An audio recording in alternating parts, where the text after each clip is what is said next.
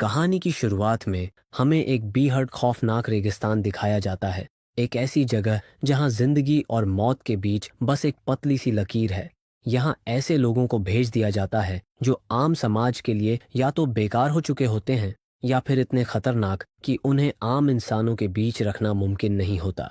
इस रेगिस्तान के एक तरफ है कंफर्ट जोन होता है, जहां खाने पीने, रहने और पहनने की हर सुविधा मौजूद है। लेकिन इस चमक दमक के पीछे छुपे हैं ऐसे राज जो किसी जहन्नुम से कम नहीं। और दूसरी तरफ हैं वे लोग जो भूख और मजबूरी के चलते नरभक्षी बन चुके हैं। इनके पास न खाने को कुछ है, न पीने के लिए पानी। इसलिए जो भी इन्हें मिलता है उसे मार कर खा जाते हैं, फिर चाहे वह इंसान ही क्यों ना हो।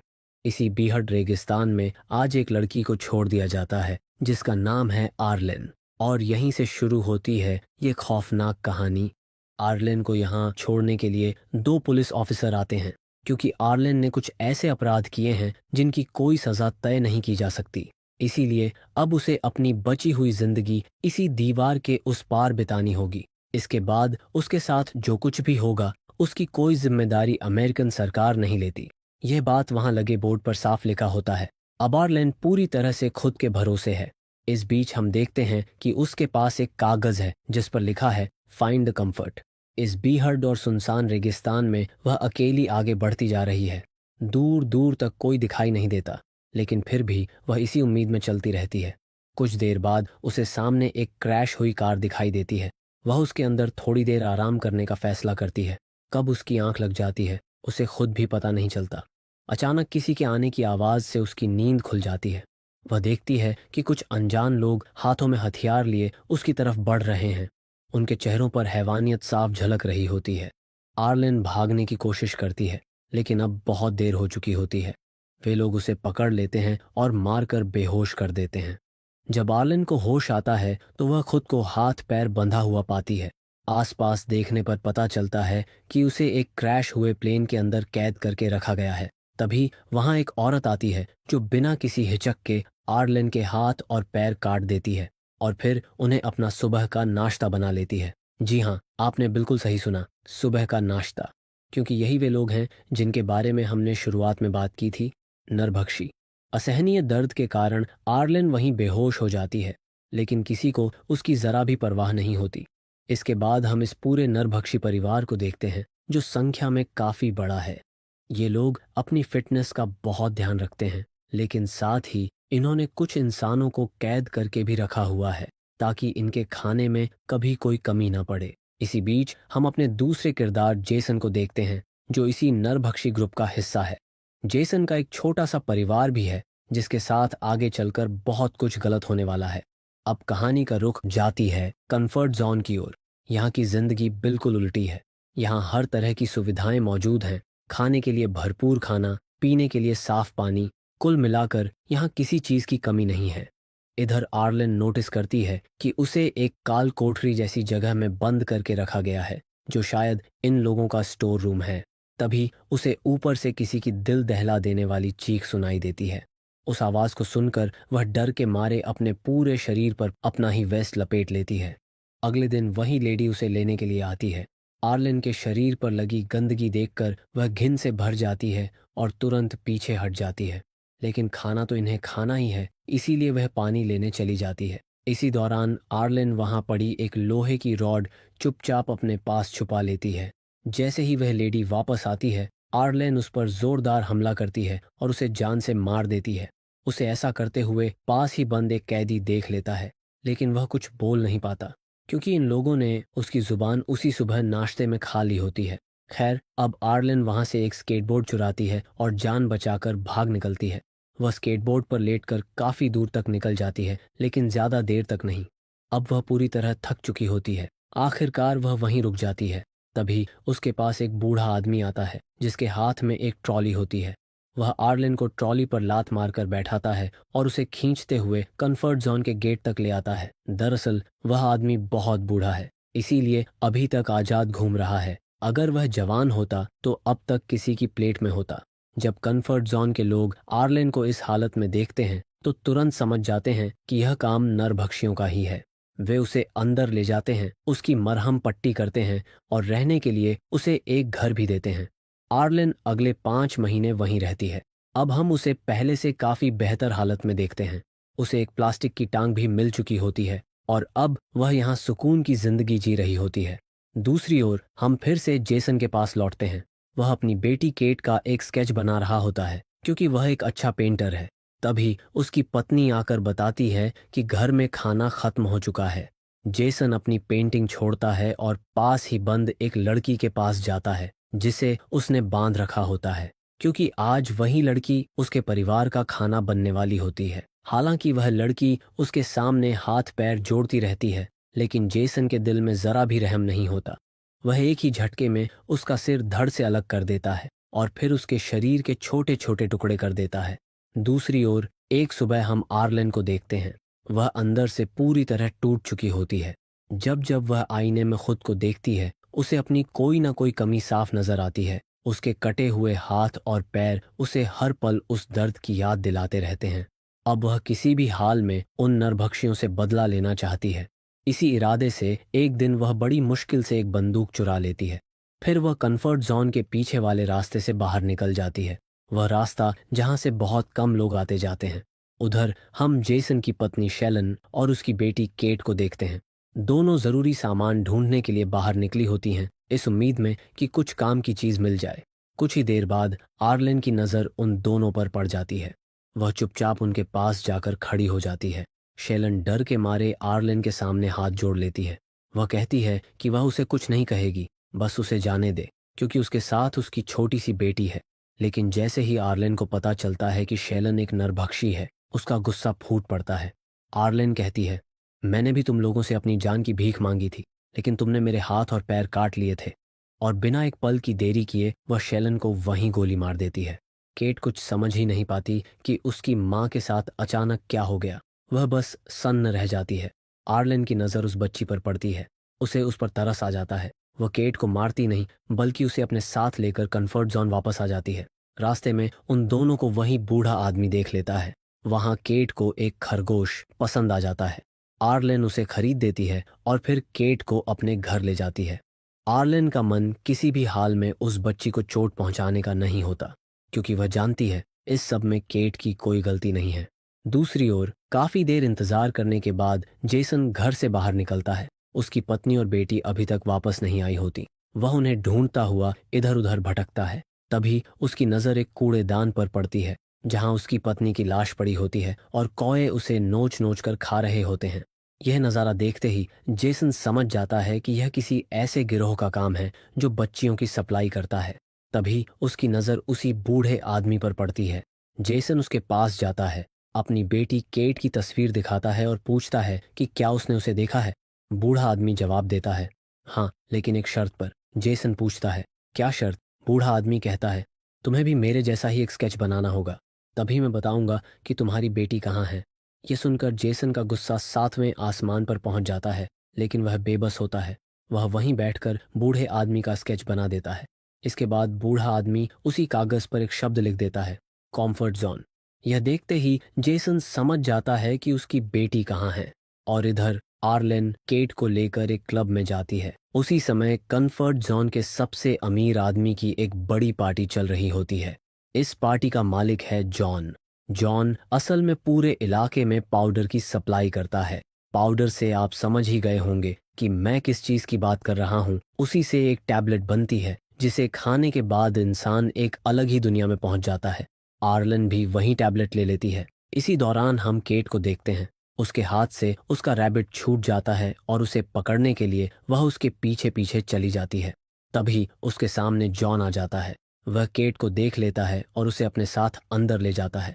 दरअसल जॉन इस पूरे इलाके का मेयर भी होता है, इसीलिए वहां मौजूद कोई भी इंसान उसे रोकने की हिम्मत नहीं करता। उधर आर्लेन पर उस पाउडर का असर शुरू हो चुका होता है। उसके आसपास की दुनिया उसे बेहद खूबसूरत लगने लगती है, लेकिन फिर भी वह केट को ढूंढती रहती है। होश पूरी तरह से खो चुकी आर्लेन उसे ढूंढते ढूंढते पार्टी से बाहर निकल जाती है।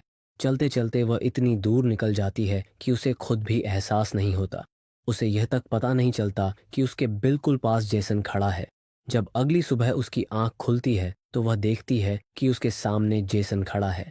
जेसन के हाथ में आर्लेन का आर्टिफिशियल पैर होता है, जिसके बिना वह चल भी नहीं सकती। इसी बीच जेसन उसे अपनी बेटी केट का स्केच दिखाता है और पूछता है कि क्या उसने इस बच्ची को कहीं देखा है।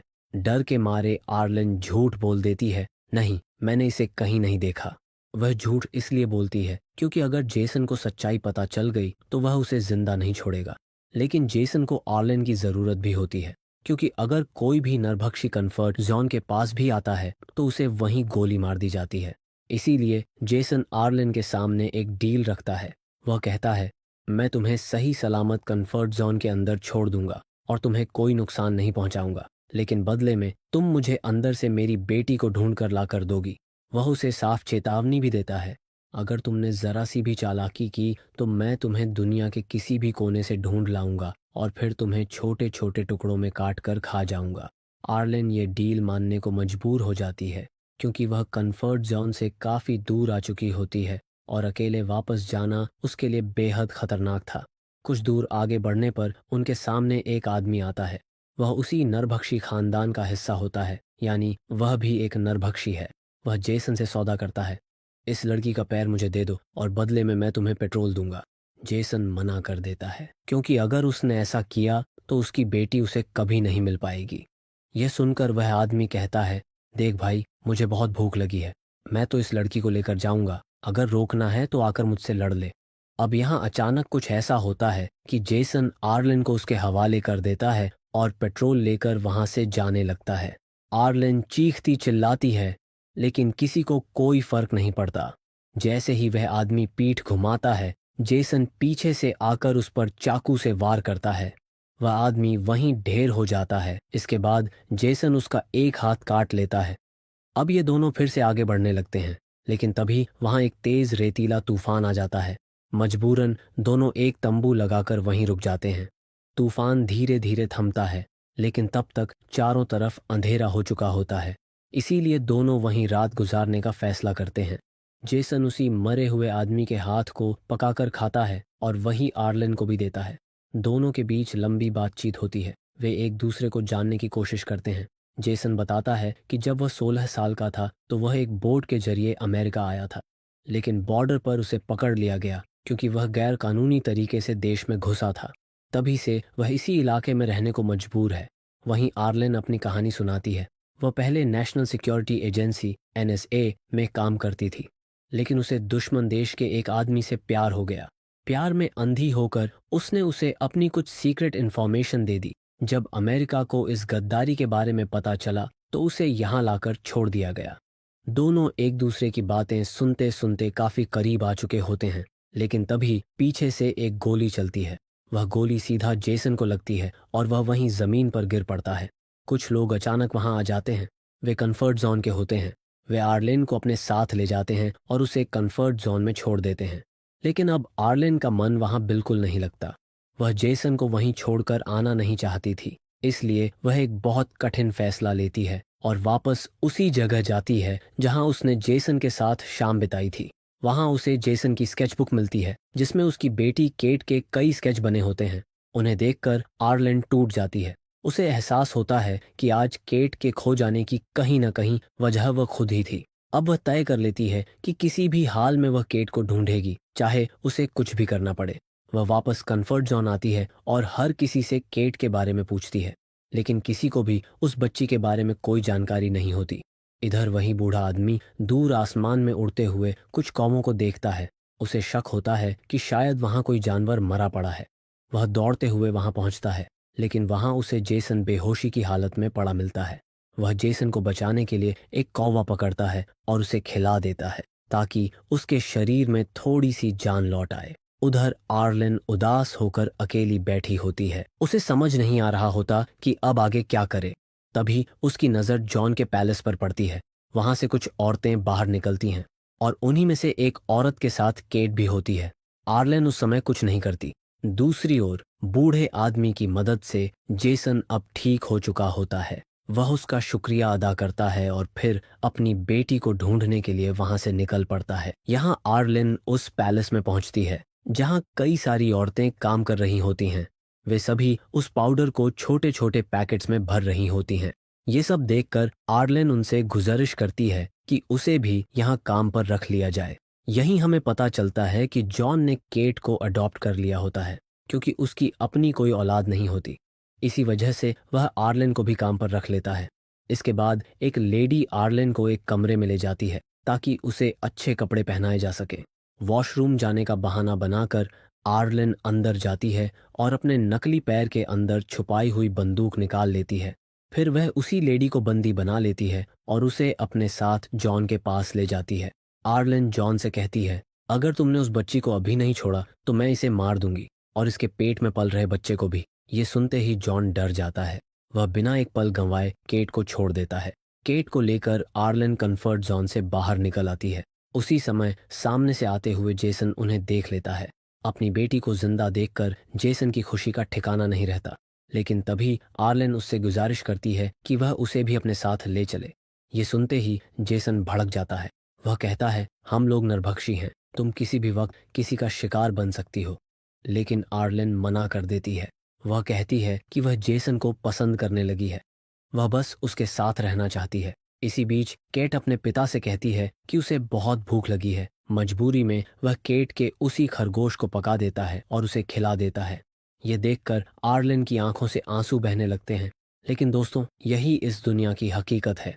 अब जेसन ने आर्लेन को भी एक्सेप्ट कर लिया होता है, यानी अब ये तीनों एक परिवार बन चुके होते हैं।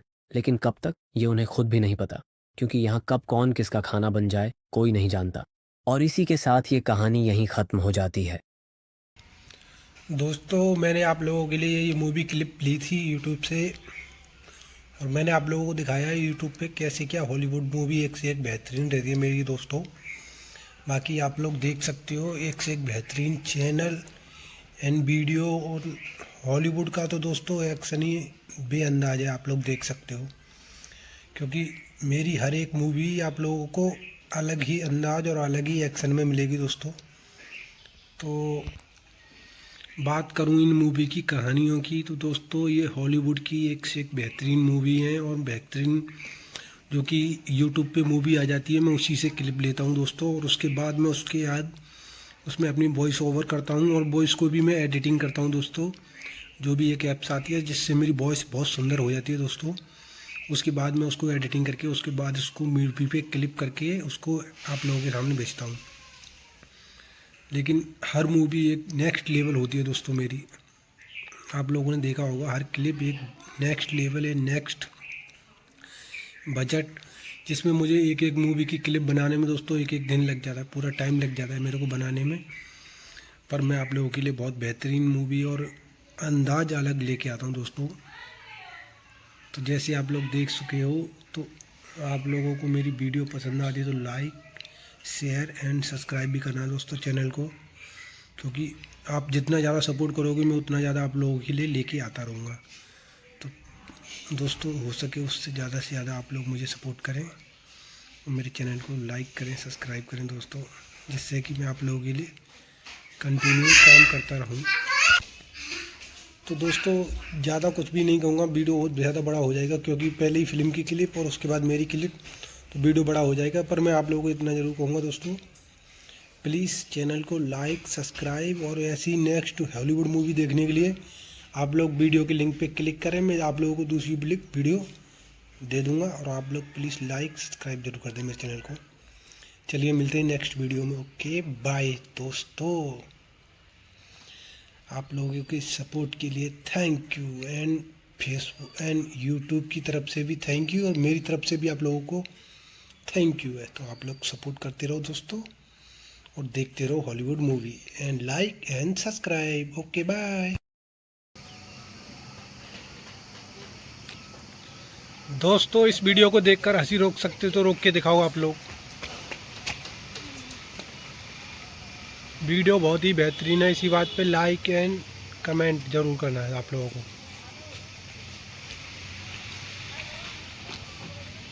हॉलीवुड का तो दोस्तों एक्शन ही बेअंदाज है, आप लोग देख सकते हो, क्योंकि मेरी हर एक मूवी आप लोगों को अलग ही अंदाज और अलग ही एक्शन में मिलेगी दोस्तों। तो बात करूं इन मूवी की कहानियों की, तो दोस्तों ये हॉलीवुड की एक से एक बेहतरीन मूवी है, और बेहतरीन जो कि यूट्यूब पे मूवी आ जाती है, मैं उसी से क्लिप लेता हूं दोस्तों, और उसके बाद मैं उसके बाद उसमें अपनी वॉइस ओवर करता हूँ और वॉइस को भी मैं एडिटिंग करता हूँ दोस्तों। जो भी एक ऐप्स आती है जिससे मेरी वॉइस बहुत सुंदर हो जाती है दोस्तों। उसके बाद मैं उसको एडिटिंग करके उसके बाद उसको मूवी पे क्लिप करके उसको आप लोगों के सामने भेजता हूँ। लेकिन हर मूवी एक नेक्स्ट लेवल होती है दोस्तों मेरी। आप लोगों ने देखा होगा हर क्लिप एक नेक्स्ट लेवल है, नेक्स्ट बजट, जिसमें मुझे एक एक मूवी की क्लिप बनाने में दोस्तों एक एक दिन लग जाता है, पूरा टाइम लग जाता है मेरे को बनाने में। पर मैं आप लोगों के लिए बहुत बेहतरीन मूवी और अंदाज अलग लेके आता हूँ दोस्तों। तो जैसे आप लोग देख चुके हो, तो आप लोगों को मेरी वीडियो पसंद आती है तो लाइक शेयर एंड सब्सक्राइब भी करना है दोस्तों चैनल को, क्योंकि आप जितना ज़्यादा सपोर्ट करोगे मैं उतना ज़्यादा आप लोगों के लिए लेके आता रहूँगा।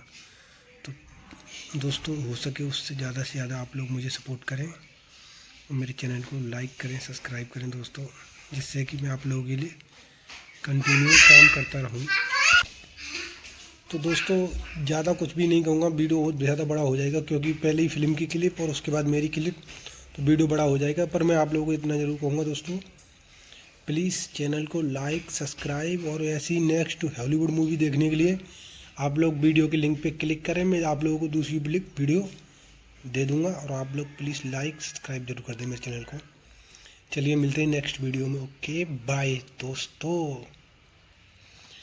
आप लोगों की सपोर्ट के लिए thank you, and Facebook and YouTube की तरफ से भी थैंक यू, और मेरी तरफ से भी आप लोगों को थैंक यू है। तो आप लोग सपोर्ट करते रहो दोस्तों, और देखते रहो Hollywood movie, and like and subscribe. Okay bye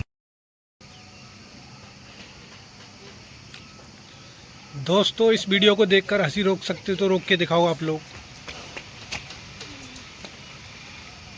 video बहुत ही बेहतरीन है, इसी बात पे लाइक एंड कमेंट ज़रूर करना है आप लोगों को।